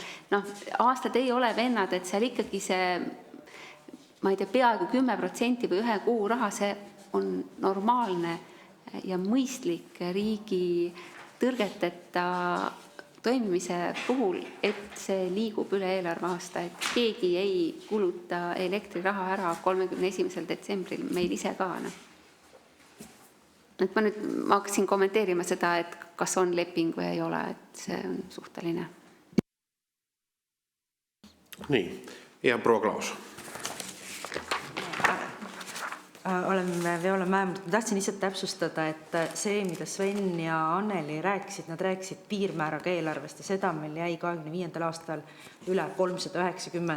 Et enamus, mis puudutab näiteks välisvahendeid, seal on väga hästi teada, millised kohustused on võetud ja samamoodi ka CO2 puhul, mis on ka siis suurem osa sellest kasutamata eelarvest jäi. Nii, aga mul on küsimus, mis puudutab nüüd, kui me vaatame riigieelarve strateegiat 26 kuni 29, et pikaajaliselt vaadates nüüd täiendavaid tekkivaid võimalikke püsikulusid ja seda rahandusolukorda, mis ei ole lihtne, mis on väga keeruline, siis härra Ligi, kas te oskate öelda, kas püsikulusid või ulatuslikke ühekordseid kulusid võrreldes selle ajaga, millal kinnitati riigieelarve strateegia 26 kuni 29, on täiendavalt, kinnitati eelarve 26, on täiendavalt sinu parema ärateadmise täiendavalt juurde tulnud? Kindlasti oleks ka positiivne kuulda, kui on midagi ära kukkunud. Mikker ei tööta praegu vist. Mismoodi saab püsikulusid juurde tekkida eelarve aasta alguses, et mida sa mõtled siin? Ükskõik millist ühekordset või püsikulu, ütleme, või ühekordset kulu, mis on aastate lõikes. Näiteks ma toon näite Rail Balticu puhul, kus riigieelarve seaduses seda ulatuslikku raha mõttes ei ole need sisustatud, mis on küll eesmärk on 2030 valmida, aga tuleb välja, informatsioon on laekunud, eks ole, et me teame sellest puudujäägist palju on väga suures mahus riigieelarve strateegias ei sisaldugi. Selleks, et see 2030. aastaks Rail Balticu äriühingu enda juhatuse hinnangu järgi oleks võimalik valmis teha. Et kas seda tüüpi kulutusi on veel riigieelarve strateegias peidus, mida riigile strateegias mitte peidus, vaid riigile strateegias puudu? Puudu, jah. See on nii imelik küsimus, et riigi, ütleme niimoodi, et täitumata soov on loomulikult eelarvest väljas. Aga ma ei saa küsimusest aru ausalt öeldes. See, mis on eelarveaasta sees, ei saa tekkida kulusid, millest valitsus ja Riigikogu ei tea, nad ei saa tekkida. Kui nad tekivad erakorralisel põhjusel, siis tuleb eelarvet muuta või siis võtta valitsuse reservist asju. Aga soove, mis eelarvesse ei mahu, on ju loomulikult kogu aeg. Terve maailm võiks öelda. Mis sa täpselt küsid? Proovi uuesti. Ma lihtsalt ei saa kohe aru. Valitsuse seisukoht on, et Rail Baltic saab 2030 valmis, nii nagu on ka Eesti Vabariigi võetud kohustus rahvusvahelist. On korrektne? Ja see on meie, kui sa tahtsid Rail Balticu kohta küsida. Esimese suuremahulise loogika näite. Teine küsimus on, et riigile strateegias neid rahasid investeeringuna planeeritud ei ole. Et kust see kate peaks siis tekkima, kui riigile strateegias öelda? Ei, ma räägin, 2030. aastaks peaks olema investeeringud juba ju tehtud. Selles ongi küsimus. Riigile strateegiat käes. Ma tean, et see on võetud kohustusi, et see tuleb täita, aga äkki ametnikud ütlevad, et mismoodi see kajastub praegu. Ma nii palju täpsustan, et me peaks eristama siis riigieelarvelist kulu ja muude asutuste ja ettevõtete kulu. Et Rail Baltic aktsiaseltsina on osa valitsussektorist ja seetõttu Rail Balticu kõikide kuludega on RES-is arvestatud. Küll aga ei ole ta riigieelarve rahastamiskavas kogumaas arvestatud, sellepärast et osa raha kulutatakse Rail Balticust otse ja osa liigub sinna riigieelarvest toetusena. Ja tegemist ei ole muidugi ka püsikuluga, vaid investeeringuga, kui siin oli küsimus püsikuludest. Ja kõik, mis puudutab riigieelarvet, siis sellest ka ilmselt härra ministri segadus, et eelarvesse ei imbu raha kuskilt mujalt, et see vahepeal ei saa raha juurde tulla kuskile püsikuludesse riigieelarvesse jaanuarikuus näiteks, et riigi eelarve mahu otsustab ikkagi Riigikogu järgmiseks aastaks. Seal on võimalik ainult ümber tõsta vahendeid erinevate ridade vahel aasta jooksul, mida siis ka teatud paindlikkus on ministril ja teatud hetkest on see siis Riigikogu pädevus, mida Riigikogu iga aasta on teinud riigieelarve seaduse muutmise seadusega. Nii et lühike vastus on see, et kuskilt neid kulusid või püsikulusid juurde ei tule aasta jooksul. Nii et tegelikult ka see aktsiisimuudatus, mida valitsus teeb, see riigieelarve positsiooni kuidagi ei mõjuta. Riigieelarve nii-öelda seisu, ka riigi tulude mõttes. 4 aasta vaates. Mõjutab ikka. Nii et tegelikult on ikkagi võimalik ka püsikulusid või tulude vähenemist teha püsivalt eelarvete vahelisel ajal. Muidugi, aga selle seaduse võtab vastu Riigikogu, eks? Jaa. Aga küsimus ongi selles, et kui me kõnelesime ka üksikust investeeringust, siis selge on see, et ega selle projekti realiseerimiseks, Anneli Akkermann viitas siin, et riigile strateegia lõpeb ära aastaga 2029 ja tegelikult 30. aasta rahastamiskava seal eelarves ei ole, mis on õige. Aga õige on ka see, et selleks projekti realiseerimiseks on vajalik need investeeringuid teha, kuna nad on lihtsalt pika ehitus ajaga on vajalik teha aastate lõikes, et see ei ole ainult, et 1-12-kuulse tsükliga on siis võimalik seda täita, et seda et kui vaadata nüüd riigieelarve strateegia lisa, mis kirjeldab valitsuse poolt otsustatud meetmeid, siis see on läbivalt Rail Balticu katteks erinevatest allikatest meetmeid juurde pandud selleks, et see Rail Baltic saaks valmis 2030.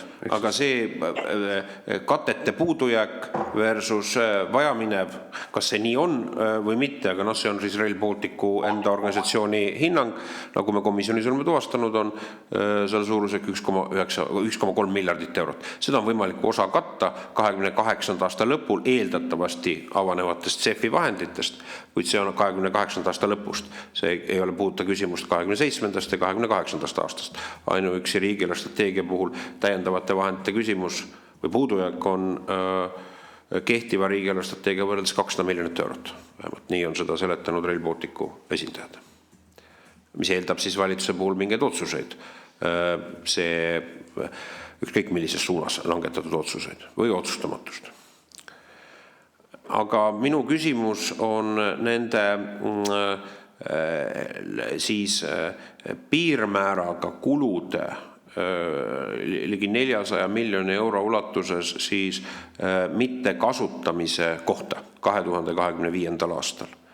Et eelmisel aastal, mis ajaks langetati otsus selle kohta, et kas need kulusid siis, ja siis oli, ma saan õieti aru, Rahandusministeeriumi seisukoht oli nii-öelda passiivne, et Rahandusministeerium aksepteeris valdkonnaministeeriumi otsustust selle kohta, et kas kulusid soovitakse ümber tõsta või suisa nende kasutusotstarvet ka muuta ümbertõstmise manöövri käigus.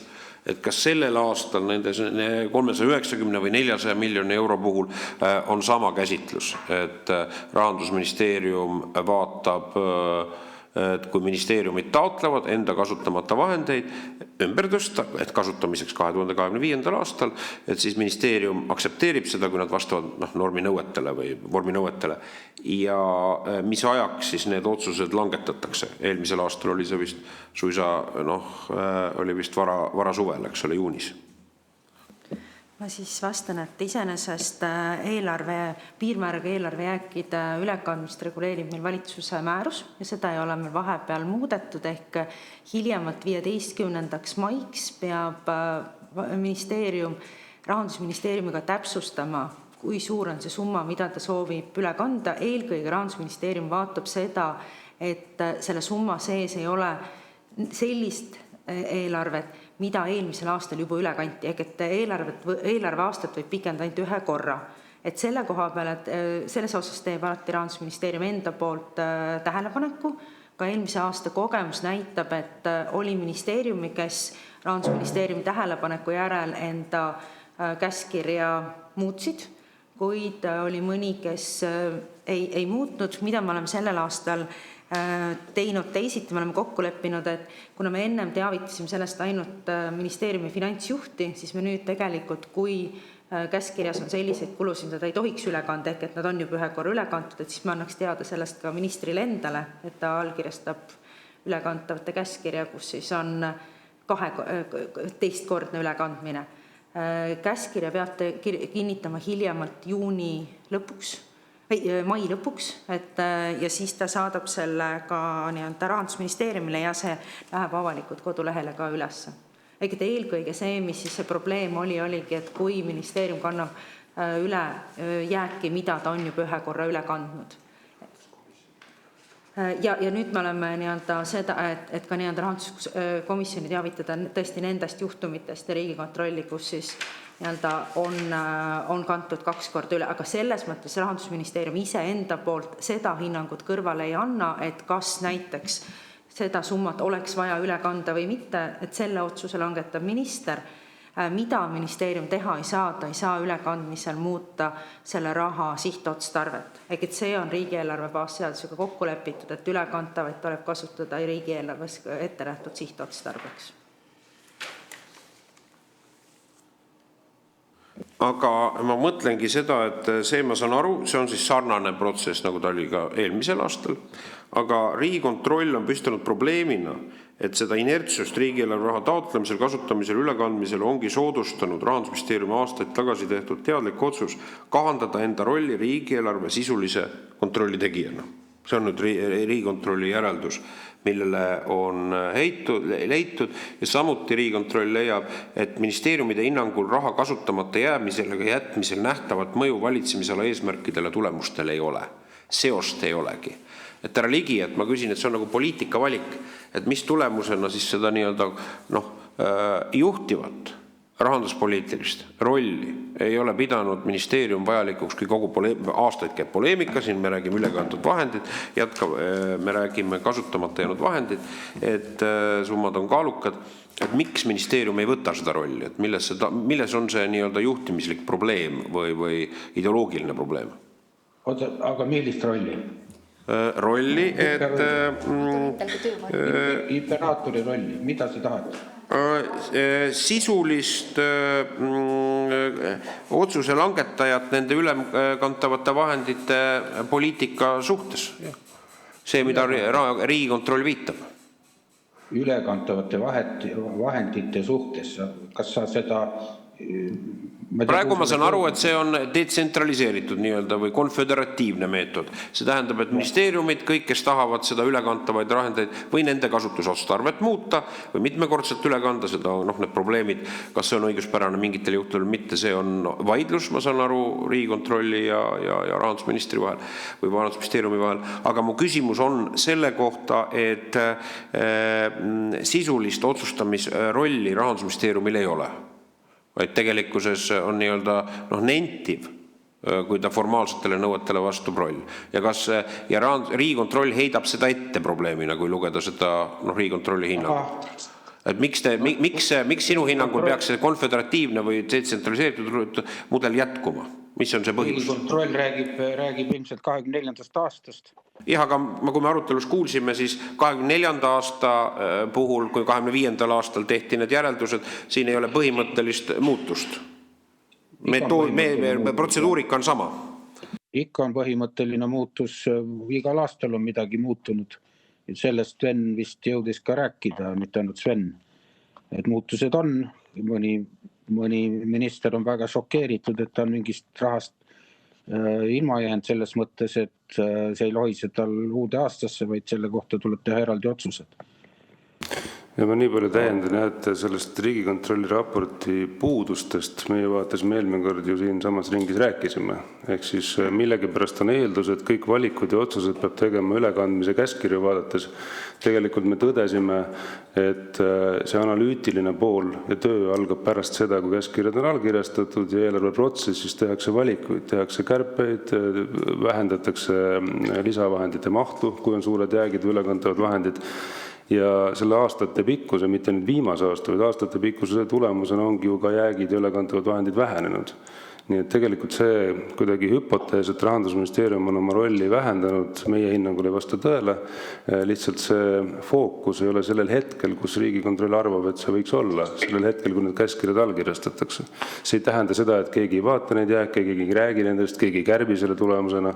See protsess on aastaid toimunud, seda võib igaüks lugeda kas riigieelarve seletuskirjast või eelarvestrateegiast või kuulata meie eelmise komisjoni istungi arutelu, kui me sellest rääkisime. Nii et sellele me kindlasti alla ei kirjuta, et kuidagi inertsist raha liigub, midagi ei muutu, et kuidas inertsist siis kolmandiku võrra vähem liigub sellesse aastasse, et siis ei ole enam inertsist ju. Et lihtsalt illustreerides numbreid. Ja, see on siis see 400 miljonit versus 600.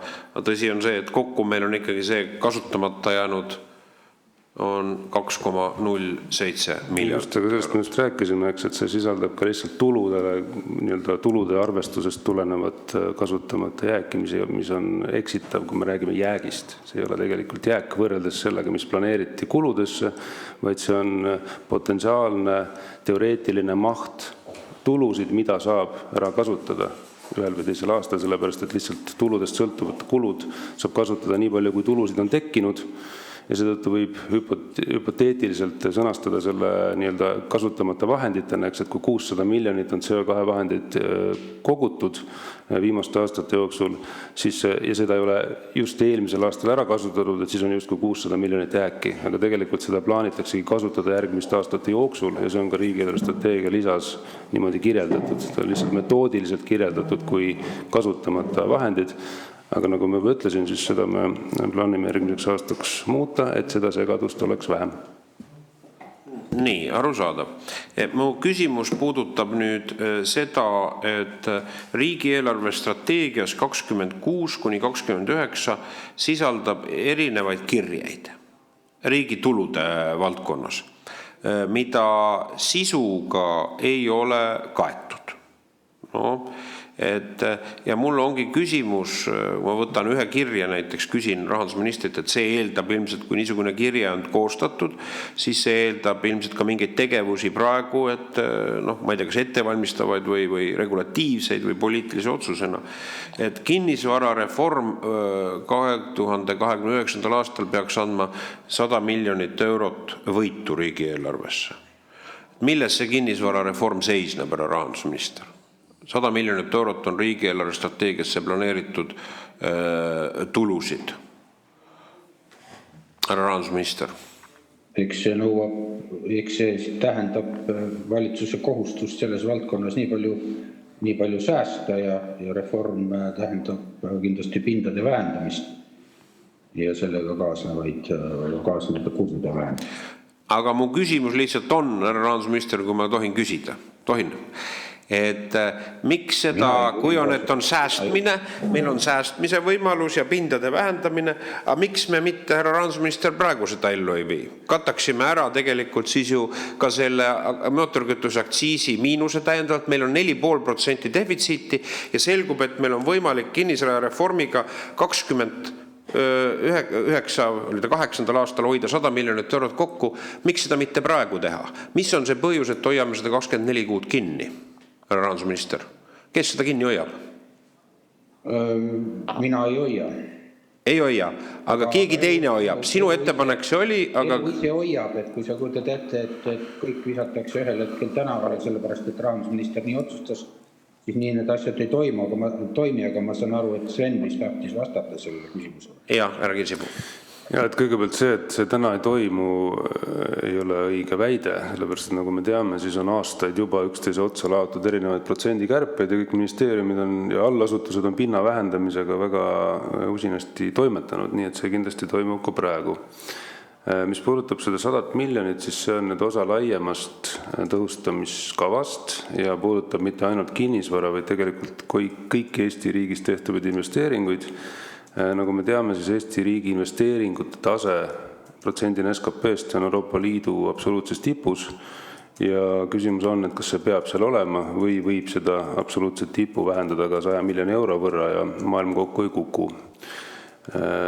Ja see mõte on siis see, et järgmiste aastate jooksul viiakse läbi põhjalik analüüs, tehakse tulu-kulu hinnanguid, sotsiaalmajandusliku mõju analüüse erinevatele suurematele investeeringutele või nende kogumile, et otsustada 29. aasta eelarvet ja RES-i tehes, kust jätta investeerimata 100 miljoni euro ulatuses, ilma et me kukuksime Euroopa võrdluses kuhugi oluliselt tahapoole, aga sellise ootus on siis valitsus seadnud, et 100 miljoni euro ulatuses peaks tulema ettepanekutega hiljemalt selleks ajaks, kui 29. aasta RES-i kokku pannakse.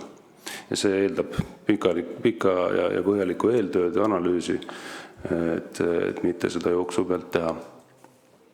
Aga tehakse ka jooksu pealt, et iga aasta eelarve tegemisel me roogime väheolulisi asju eelarvest välja investeeringute mõttes, kui nende juurde jääda, selle teema juurde jääda ja see sõltub muidugi sellest, kui kaugel on sõlmitud lepingud näiteks või kui kaugel on ehitus ise, aga iga aasta vähendatakse ja laias laastus on pilt see, et riik endale praegu ei ehita lähiajal midagi.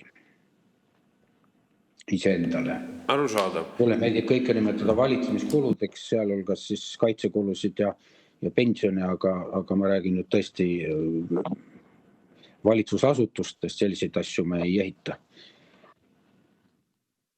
Nii, aga võtame teise, kui me räägime 26-29 elemendi, on niisugune salapärane rida, mille kohta mul ei osanud ka proua Joller täpsemalt öelda, ja see on lastereform 100 miljonit eurot 2029. aastal, millega riik hoiab 100 miljonit eurot kokku. Härra minister, milles see lastereform tegelikult siis seisneb? Mina küll ei tea, et lapsi reformitaks. Aga ma selliseid küsimusi, et küsi kuskil mingites raamides, sa oled paberitest tuhnid mõne märksõna, et niimoodi ei ole komisjon, või ministrina ma ei ole valmis niimoodi reageerima, et mis rida see on. Mulle tuleb midagi tuttav ette, aga ma ei ole kindel. Sellist sõnastust ma näen esimest korda, et lapsi reformitakse, ma arvan, et see on trükiviga. Nii, härra Kirsipuu. Täpsustan, et sellist meedet kuskil kirjas ei ole, mida te just praegu ette lugesite. Et on olemas, ma arvan, et te mõtlete vajaduspõhiste toetuste meedet. Jaa, vist oli lapse ja pere toetused. Ei, lastest ei räägita seal midagi, eks vajaduspõhised toetused. Ja küsimus on, kas Eesti riigis toetusi peaks jagama sõltumata sissetulekutest või mitte. Et see on siis üks analüüsi koht Sotsiaalministeeriumil analüüsida, kas ja kuidas kas üldse on mõistlik kaaluda vajaduspõhiste toetuste süsteemi juurutamist. Seda soovitavad meile muu hulgas mitmed rahvusvahelised institutsioonid, et kui on eelarvepinged, siis tasub ka see teekond läbi käia, et seda hinnata. Ja sellise siis eelduse või ootuse on ka siis RES-i kirjutatud, et hiljemalt selleks aastaks, kui see mõju peaks avalduma, on see teekond läbi käidud ja siis saab ka hinnata, kas see jääb sinna RES-i või ei jää. Aga ma vabandan, et härra Kesipool ma küsin nüüd, et see 100 miljonit, et tehakse analüüs, mõistlik. Aga riigieelarvestrateegia, mis kannab härra Ligi kiiskavat allkirja, on tegelikkuses juba seal 100 miljonit on arvestatud. Järelikult enne analüüsi on juba teada, et 100 miljonit eurot hoitakse kokku selle pealt ja mis toetused need õigupoolest on? Ma selle laste asi mul tekkiski. Meil on nüüd toimetuleku toetus, mis ongi vajaduspõhine. Või tähendab inimese sissetulekupõhine, seda võib veel kuidagi disainida, ta on eluasemega seotud, elumise kuludega, eks ole, enne kõike seotud. Meil on ju, seal ongi ju, kui me räägime vanema hüvitis, peretoetused, lapsetoetused, mis toetusi me veel on üldse, mida saab formuleerida niisuguste selles loogikas vajaduspõhistena, mis võimaldaks siis 100 miljoni euro suurust prognostilist kokkuhoidu. Ja, et seda analüüsi teeb Sotsiaalministeerium, see ootus on eelarvesse sõnastatud, et kui selle peale üle minna, siis sellises mahus võiks see tulu olla, aga nagu ma ütlesin, sellele eelneb siiski põhjalik analüüs enne, kui midagi eelarvesse detailides jõuab. Et analüüsi lähteülesanne on selline, mis võimaldas seda kanda siis ka riigieelarve strateegiasse, et hoida erinevatelt nendelt toetustelt 100 miljonit eurot kokku ja siis analüüs peab viima nendel ettepanekuteni, millisel moodusel seda saavutada, selles loogikas, et see jõustada siis nõnda, et see riigieelarve strateegias see positsioon paraneks 100 miljonit eurot 29. aastal. Ja. Nii on korrektne. Ja. Arusaadav. Et küsimus ei olegi, et keegi ei teagi, kust seda siis vähemaks võetakse, kas ta on siis sissetulekutest, mingist sotsiaalsest seisundist või mingite muude parameetrite alusel. Lihtsalt eesmärk on see 100% kokkuhoid saavutada, kuidas see saavutatakse, ütleb siis tegelikult juba analüüsi järgi tehtavad poliitikavalikud või otsused. Arusaadav, selge.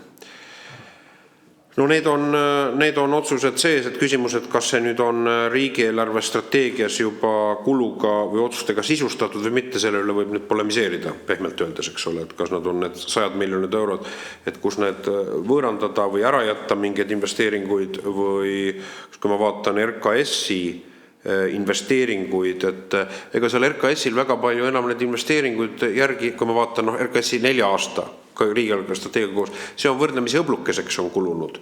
Isegi amortisatsioonifond on vist maha võetud, minu mälu järgi vist 2 korda või poole võrra vähendati, eks ole.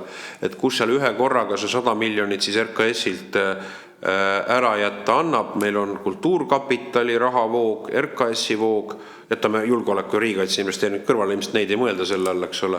Kus see investeeringute rahavoog üldse tekib, et kus öelda, et ühe aastaga võit, aasta korraga investeeringutele väljamaksega oleks 100 miljonit. Nagu ma ütlesin, Eesti investeeringute tase on Euroopa Liidu kõige kõrgem, mis viitab sellele, et neid kohti võiks olla. Kus täpselt annab vastuse analüüs. Arusaadav. Anneli, jah? Enda arvates tulin siia ikkagi sellele koosolekule, et jutt käib 2025. aasta kokkuvõttest, aga ma sattusin koosolekule, kus arutatakse järgmise valitsuse koalitsioonilepingut, et see on nagu, ütleme siin 1,5 tundi nagu veidi väsitav. Et ma ei tea, räägiks ikkagi eelarve jääkide ülekandmisest, et millest see istung kokku kutsuti? Jaa, selles mõttes ma ei hakka eraldi lugema seda pealkirja, et seda võib öelda, et kas ta on metoodiliselt põhjendatud nii teha, eks ole, aga tõepoolest meil 3 eraldi aspekti olid ära toodud ja ilmselt need küsimused siis puudutasid ka loomulikult üldist huvi ja ma arvan, see on kogu ühiskonna üldine huvi, tegelikult ka rahanduspoliitika jätkusuutlikus huvi. Me oleme 4,5% defitsiidis, meie defitsiit süveneb vähemalt otsustega veelgi ja meil on olukord, kus me näeme, et et 4-aastane riigistrateegia on sisustatud mingite poliitikavalikute otsustega, millele ülemäära aru saama ei ole, või vähemalt, et see kindlasti on tõsine küsimus rahanduse jätkusuutlikkuse väljavaate mõttes. See ei ole naljaasi. Me oleme väga keerulises olukorras. Praegu, kui ma vaatan seda otsa, kus on, et ka see 4,5% võib olla tegelikult niisuguste virtuaalsete hookuspookustega allapoole surutud. Ja see on probleem. Rail Balticu ma räägin 1,3 miljardit on puudu, see on 4,5% pinna pealt puudu. Võime öelda, et 30. aastal 12 kuuga eit on valmis, aga nagu Rail Balticu inimesed ütlesid, see ei ole tõsiselt võetud. Te pikaaegne aastate lõikes ehitada. Ja ma olen selles mõttes küll täiesti nõus selle murega, et mis eelseisvad aastad meil toovad ja selle sügava defitsiidiga ja nende kaitsekuludega, et kui me nüüd vaatame 2025. aasta lõpus eelarvepositsiooni, siis see oli –1,3 ja see on täpselt see –1,3, mille võrra on kaitsekulud sellest 2% suuremad, mis on ammust aega meil eelarves prognoositud. Ja selles valguses ma nagu mõistan väga hästi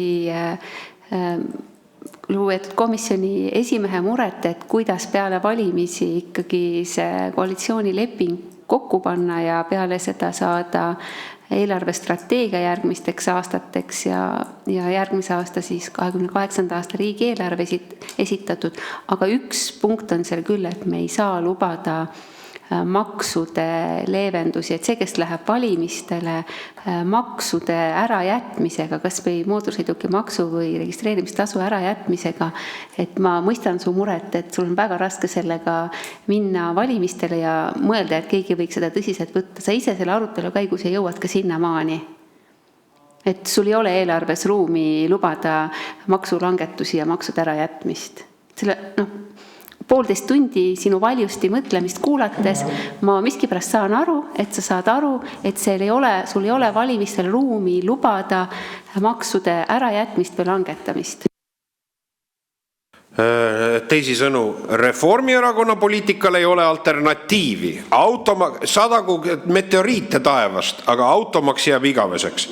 Siis ma arvan, et tuleb aeg, kus see parlamendisaal 150 meetrit kirdesse meist praegu hääletab ühiselt selle mootorsõiduki ja registreerimistasu tühistamise poolt. Ja ega ma sain pigem kindlust praegu. Ma nägin, et käibemaksu väiksem laekumine. Me võime küll öelda, et inimesed ostsid siis suvilaid ja kauplus käisid toidupoes selle loogikaga. Aga me näeme ühe sektori nii suurt šokiga kokkutõmbamist, et juba ainuüksi need on samas suurusjärgus on need summad, kui oli siis küll vähem, aga laekunud mootorsõidukimaksu registreerimistasu tulu. Loomulikult on praegu rahanduspoliitiline olukord keeruline, Anneli. Et riigi rahandus on, ma ei taha siin kasutada sõna lagastatud, aga see eeldab väga tõsist ühiskonna pingutust sellest väljumiseks, aga see eeldab loomulikult ka majanduse väljavaadetele positiivse tõuke andmist ja ma arvan, et see, et need maksud, mis on kehtestatud, on tulnud, et jääda, ma arvan, et me peame kõik ühiselt ka dialoogis ettevõtlusorganisatsioonidega leidma selle lahenduse, et see ei ole meile täna ilma ühiskondliku mandaadita kaela surutud paratamatus. Et see rööbastee viib meid muidu ummikusse. Vabandust, see on veidikene, mitte komisjoni juhtimise märkus, aga sa, Anneli, tegid seda, ma arvan, et sa lubad seda, et ma vastasin sellele. Aga nüüd on proua Poolametsal ka nägemus, et automaks peab jääma. Suur tänu. Ma pigem reageerin Anneli Akkermannile toodud sellisele olukorrale, et ei olegi võimalik midagi muuta, et need maksud on nii paigas, et võib isegi arvata, et kui ka Reformierakond tuleb uute plaanidega, siis sealt midagi ei muutu. Et maksud on tulnud selleks, et jääda, automaks on tulnud selleks, et jääda ja tegelikult see nagu ka hinnang, et me ei saa Reformierakonnaga koos tõesti mitte midagi muuta. Aitäh. Ma lihtsalt ütlen, et 2025. aasta me lõpetasime ikkagi kenamini 1,6 protsendipunkti SKP-st paremas positsioonis, kui me planeerisime. Ma julgen öelda, et see on selle tegevuspõhise eelarvestamise küsimus. Terve riigi aparaat veeretab igat eurot peos, enne kui ta kulutab. Meil on jäägid ja me selles mõttes oleme heas seisus, et me saame arutada, kuidas jääke kasutada paremini. Ja see on hea seis. See on palju parem seis, kui et kuidas puudujääke katta. Ei, ma ei saa aru. Meil on 4,5% defitsiit on süvenemas praegu, meil pole tõsi küll kevad prognoosi ja me ütleme, et me arutame, mis teha ülejääkidega, mitte me arutame seda, kus puudujääk jätta. Meil on päevakord on 25 aasta. Päevakord on 25. aasta eelarve.